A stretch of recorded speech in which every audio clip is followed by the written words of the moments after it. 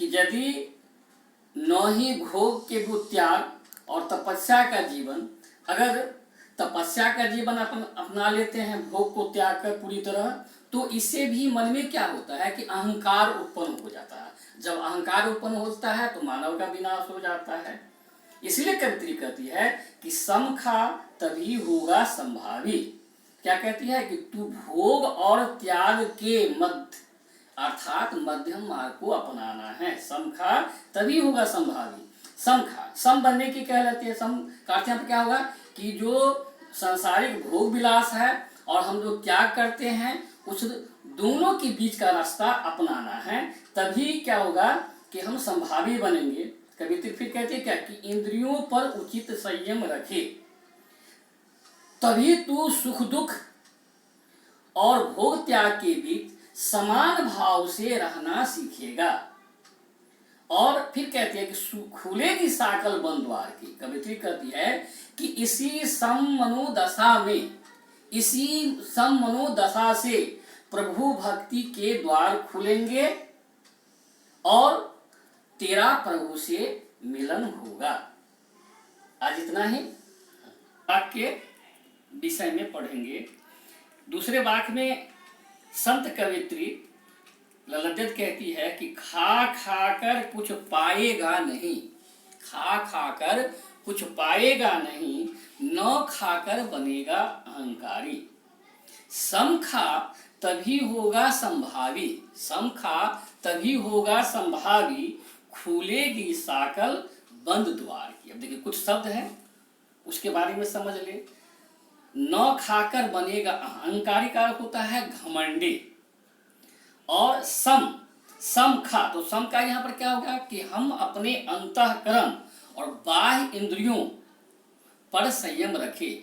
हमारे अंतर और बाहर एक जैसा हो, अंतःकरण और बाह्य इंद्रियों पर संयम होना चाहिए, उसको सम कहते हैं। और समभावी, समभावी का अर्थ होता है कि समानता की भावना रखने वाला, समानता की भावना रखना। अब यहाँ पर समानता की भावना से विशेष अर्थ है ललद्यत का। देखिए समानता क्या है कि वह व्यक्ति जिसके मन में सुख और दुख समान रूप से वह भोगता है, सुख और दुख ये दोनों भाव में। और फिर और इसमें है कि जिसके भीतर किसी जाति संप्रदाय पंथ किसी तरह की भावना नहीं हो, ऊंच नीच की भावना नहीं हो, ये सारे चीज जो है वो संभावी के रूप में लिया जाता है। और साकल है कि खुलेगी साकल बंद द्वार की। तो साकल को का अर्थ होता है कुंडी। कुंडी आप लोग नहीं समझे, आप लोग तो रहते हैं महलों में, तो उसमें पहले घर में लोग वो जिसको छिपकनी भी बोलते हैं, अभी का जो घर बनता है उसमें क्या करते हैं हम लोग लगाते हैं, ऊपर में लगाते हैं, बीच में जो घर को लगाते हैं उसको कुंडी बोला जाता है, छिपकनी भी कहते हैं। तो ये अर्थ होता है। चलिए इसका अर्थ समझते हैं। क्या है कि खा खा कर कुछ पाएगा नहीं, न खाकर बनेगा अहंकारी। कवित्री कहती है कि हे मनुष्य, हे मानव, तू संसारिक भोग में लीन मत हो। खा खा कर कुछ पाएगा नहीं कि क्या कह रही है कि हे मनुष्य, तू संसारिक भोगों में लीन मत हो, क्योंकि भोगों से कुछ प्राप्त नहीं होता, और न खाकर बनेगा अहंकारी, न ही भोग के विरुद्ध त्याग और तपस्या का जीवन अपना। ये दोनों चीज है कि न तो हम अधिक भोग विलास करें, न ही हम त्याग कर सन्यासी या बैरागी हो जाए, इसे भी नहीं मिलता है। फिर कवि कहती है कि करे देव भव सागर पार। और ललद्यत कह रही है कि न जाने मेरे देव, मेरे ईश्वर, मेरे प्रभु, मेरे परमात्मा मेरी पुकार कब सुनेंगे और मेरा इस भव सागर से पार करेंगे। पानी टपके कच्चे सकोरे, व्यर्थ प्यास हो रहे मेरे।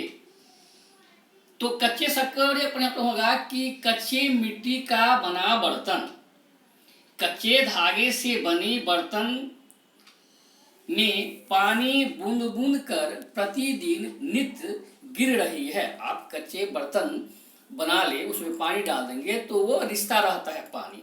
तो यह जो हमारा शरीर है, ये कच्चे बर्तन के समान ही हैं। कब ये हमारी मृत्यु हो जाए, कब प्राण पर फिर उड़ जाए, इसलिए ललदेव अपने हिसाब से, अपने अनुसार इस शरीर को कच्चे सकोरे से तुलना की है। तो इसलिए कहती है कि कच्चे धागे से बनी, कच्चे मिट्टी से बने जो बर्तन हैं उसे पानी बूंद बूंद कर गिर। अर्थात कहने का मतलब क्या है कि समय बीतता जा रहा है, समय बीतता जा रहा है और मृत्यु समीप आती जा रही है।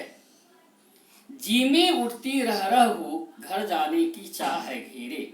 तो प्रभु मिलन के अब जो प्रयास हो रहे हैं, व्यर्थ प्रयास हो रहे हैं मेरे, कवित्री कहती है कि प्रभु मिलन, परमात्मा से मिलन के जितने भी प्रयास है वे सब व्यर्थ हो रहे हैं, बेकार हो रहे हैं। और मेरे हृदय में, मेरे मन में, मेरे दिल में जी में उठती रह रहू, कि मेरे हृदय में रह रह कर एक तरफ उठती है, मेरे हृदय में रह रह कर एक तरफ उठती है कि कब मैं अपने घर जाने की चाह घेरे। तो तरफ उठती है कि कब अपने प्रभु से मिलूंगी। एक बात ये तय है, निश्चित है कि जब आप अपने आत्मा से साक्षात्कार कर लेंगे, जब अपने आत्मा को पहचान लेंगे, आपको आभास हो जाएगा, तो ईश्वर की जो मिलन है, परमात्मा से मिलन की जो चाह है वो बहुत अधिक बढ़ जाती है। तब साधक क्या होते हैं, खूब रोते हैं, रोते रहते हैं कि ईश्वर कब हम तुमसे मिल पाएंगे। एक तरफ उठती है उनके मन में।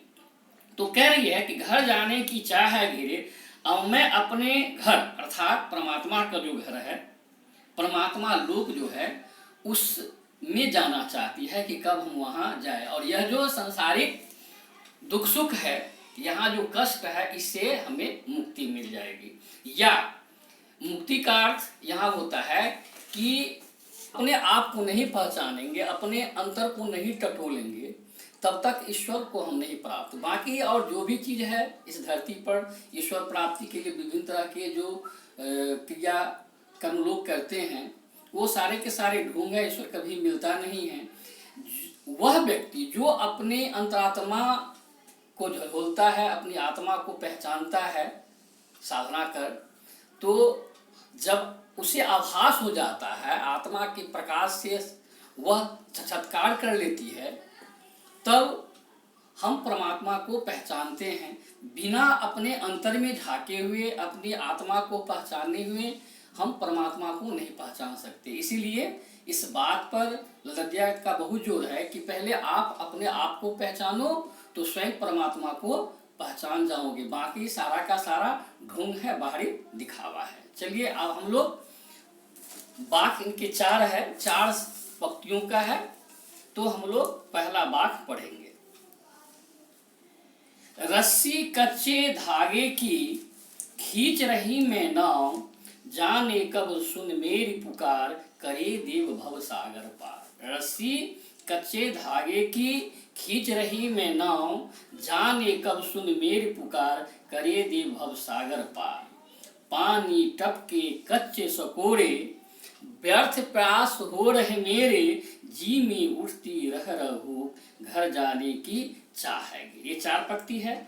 इसमें एक आध कठिन शब्द है, उसका अर्थ समझ ले। भव सागर, भव सागर का क्या होता है, संसार रूपी सागर। यह जो संसार, यह दुनिया है, इस दुनिया में हम आते हैं, सुख दुख भोगते हैं, बहुत सारे कष्ट भी है।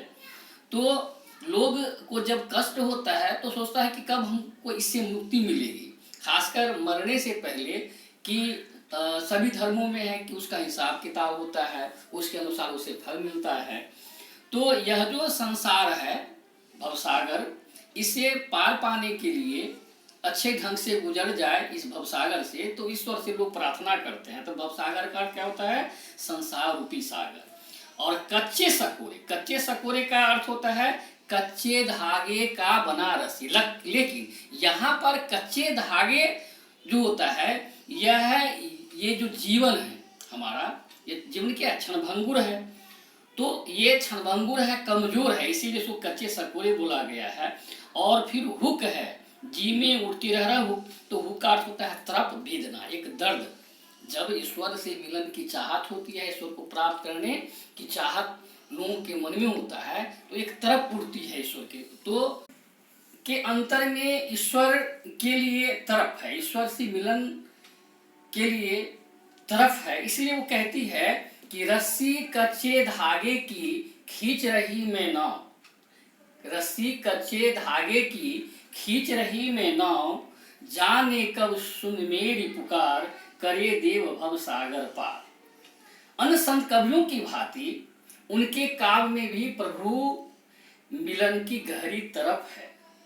जहाँ तक भाषा शैली की बात है, तो इनकी जो रचनाएं हैं बाक के नाम से प्रसिद्ध है, और बाक उनकी लोकप्रिय शैली है।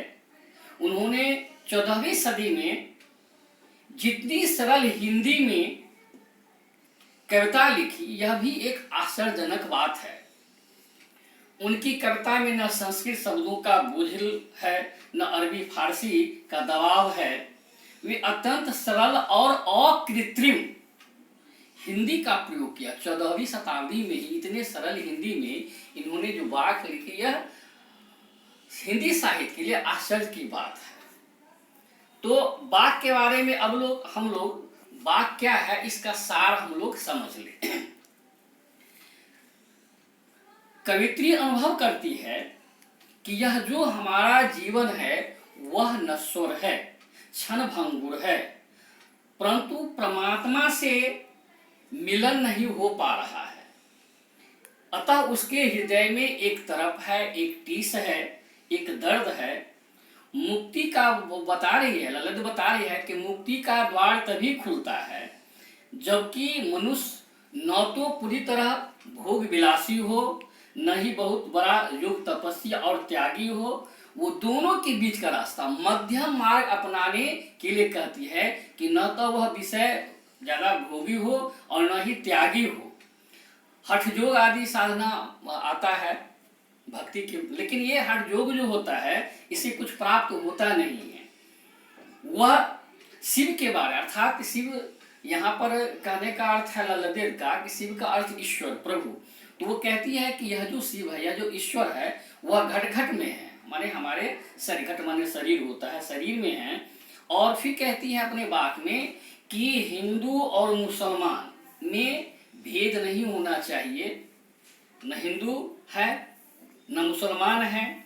और कहती है कि ज्ञानी वही है जो स्वयं को पहचानती, अपने आत्मप्रकार कर लेती है, अपने आत्मा को पहचान जाती है। इसका अर्थ ये हुआ कि यदि हम अपनी आत्मा को पहचान लेते हैं तो हम उस परमात्मा को, इसलिए ईश्वर की जो मिलन की चाह होती है तो उसे आज हम लोग ललित संत कवित्री के द्वारा रचित वाक्य के बारे में पढ़ेंगे। तो वाक्य के विषय में पढ़ने से पहले हम लोग ये जो संत कवित्री थी ललित, इसके विषय में कुछ जानकारी प्राप्त करेंगे। 14वीं शताब्दी में संत महिलाओं में एक उच्च कोटि की संत हुई है ललित। इनका जन्म कश्मीर में 1320 ईस्वी में श्रीनगर के आसपास सिमपुरा नामक गांव था, वहां जन्म हुआ था। ऐसे ये बहुत सारे नामों से प्रसिद्ध थी, जैसे लला, लेश्वरी, ललजुगेश्वरी और लाला रिफा, इन नामों से ये प्रसिद्ध थी। मृत्यु इनकी ऐसे तो कोई प्रमाणिक प्रमाण मिलता नहीं है, फिर भी जो लोगों के द्वारा ज्ञान का स्थानांतरण हुआ जिसके विषय में, तो 1391 ईस्वी में कहा जाता है कि उनकी मृत्यु हुई। और इनके जो रचित रचनाएं हैं वो वाक्य के नाम से, जिस तरह से कबीर और रसखान के काव्य हुआ करते थे वैसे ही काव्य इनका हुआ। और कबीर के तरह ही ललित ने ईश्वर की भक्ति की बात की है और किसी संप्रदाय पंथ से ऊपर उठकर ईश्वर की भक्ति की बात इन्होंने बताई है। इनकी रचनाएं की विशेषता क्या है कि अन्य संत कवियों की भांति इनकी जो भक्ति है वो भक्तिपूर्ण है ईश्वर के प्रति। उन्होंने जाति मत और संप्रदाय के भेदों से ऊपर उठकर ईश्वर की आराधना करने की बात कही है, ईश्वर की भक्ति की प्रेरणा दी है। उन्होंने धार्मिक आडंबरों का विरोध किया, कबीर ने भी विरोध किया, और मानव प्रेम को सर्वोच्च स्थान माना है। उन्होंने अपनी वाणी में जीवन की नश्वरता, यानी कि यह जीवन जो हमारा है वह क्षणभंगुर है, और प्रभु भक्ति की अनिवार्यता पर इन्होंने बल दिया। क्योंकि मनुष्य के रूप में हमने जो जन्म लिया, मानव का यह जो चेवला हमें मिला, ये खासकर ईश्वर की भक्ति के लिए ही, और ये जन्म और मरण की का जो सिलसिला है इससे मुक्ति प्राप्त करने के लिए ही मानव यह चोला मिला है। लेकिन इस संसार में आने के बाद इंसान भूल जाता है और इस भौतिक युग में यह जो माया का संसार है इसमें फंस कर रह जाता है, ईश्वर को